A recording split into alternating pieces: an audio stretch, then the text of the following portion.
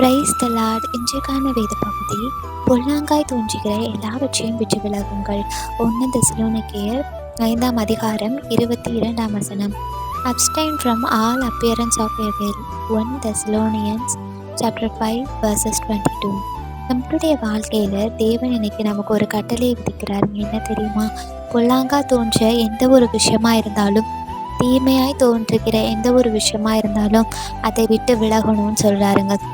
ஒருவேளை நமக்கு தெரிந்தோ தெரியாமலோ நம்மளுடைய இருதயத்துக்குள்ளேயோ சிந்தனையிலையோ நம்ம பண்ணுற வேலைகள் மூலியமாகவோ நம்ம பண்ணுற விஷயம் தவறானதாக இருக்கலாங்க.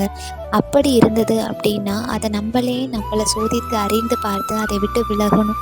அப்படி நம்ம தீமையை விட்டு விலகும் பொழுது தான் தேவனுடைய பிள்ளையாய் நம்ம இந்த உலகத்தில் நிலைத்திருக்க முடியுங்க. அன்புள்ள தகப்பனே, நீர் கொடுத்த இந்த நல்ல வார்த்தைக்கு நன்றி ராஜா.